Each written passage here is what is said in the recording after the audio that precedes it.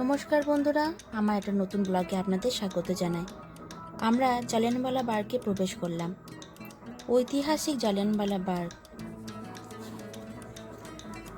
জালিয়ানওয়ালা বাগের সম্পর্কে আমরা ইতিহাসে অনেক কিছুই পড়েছি, কিন্তু যখন আমি এখানে আসি অনুভব করতে পারি সেই সময়টা সত্যিই কি মর্মান্তিক ছিল। কি অত্যাচারটাই না করেছিল ভারতবাসীর ওপর। ব্রিটিশরা কিছু না বুঝে সুঝেই হাজার হাজার ভারতবাসীর ওপর এমন গুলি চালিয়েছিল যে এখানে রক্তের বন্যা বয়ে গিয়েছিল।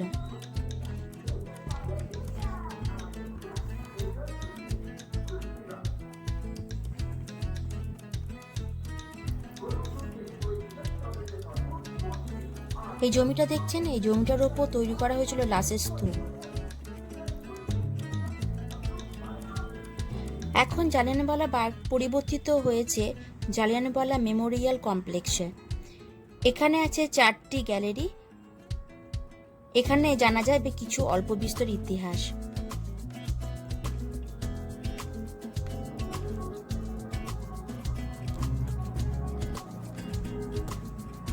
এটা হচ্ছে সেই মরণকূপ যেখানে শয়ে শয়ে মানুষ ঝাঁপ দিয়েছিল ইংরেজের গুলির হাত থেকে নিজেকে বাঁচাবার জন্য।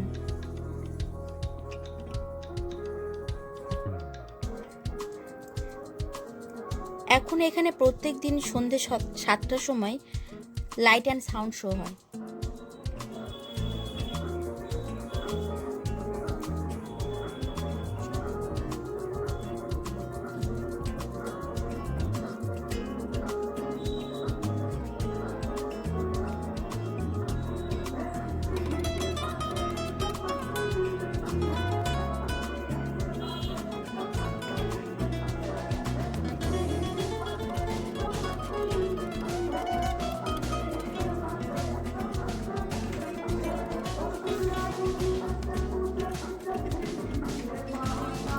জালিয়ানওয়ালা বাগ থেকে বেরিয়ে আসার পর হোটেলে একটু রেস্ট করার পর আমরা আবার সন্ধ্যেবেলায় পাঞ্জাবে স্বর্ণ মন্দির দর্শন করতে এলাম। সন্ধ্যের সময় আবার স্বর্ণ মন্দিরটা এত সুন্দর লাগে।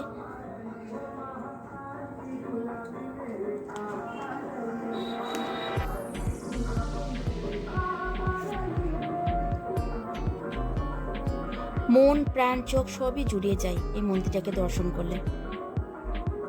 আর আমার মেয়ে তো এত ভালো লেগেছে যে চারিদিকে সে খালি দৌড়িয়ে বেড়াচ্ছে। সত্যি এখানে এলে মন ও শরীরের ক্লান্তি সবই দূর হয়ে যায়। মন্দির দর্শন করার পর আমরা যাচ্ছি পাঞ্জাবের একটা বিখ্যাত ধাবাতে। সেখানে আমরা আজকে ডিনার শেষ করব।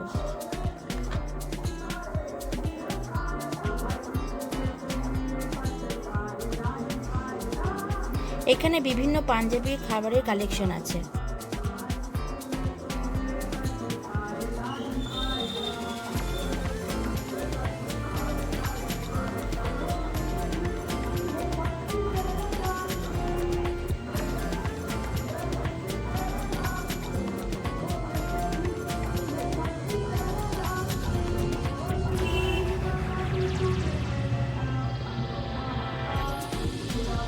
রাস্তা চারিদিকে সুন্দর সুন্দর দোকান, কি সুন্দর দেখুন লাগছে।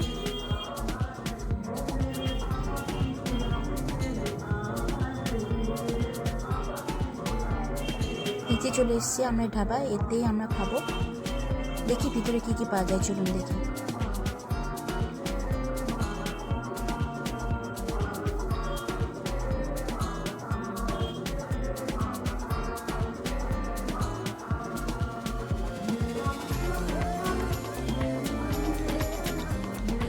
ভিতরে আমরা চলে এসেছি, বসে আছি, খাবার অর্ডার দেওয়া হয়েছে।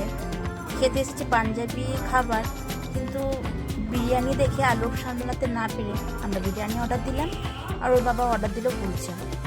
যাক, এখানে খাওয়া দাওয়া শেষ করা হোক, তারপরে আবার ফিরে যাওয়া হবে হোটেলে। আস্তে আস্তে ব্লগটা এখানেই শেষ করি। ভালো থাকবেন, সুস্থ থাকবেন, আর ভালো লাগলে ভিডিওটি একটু লাইক করবেন।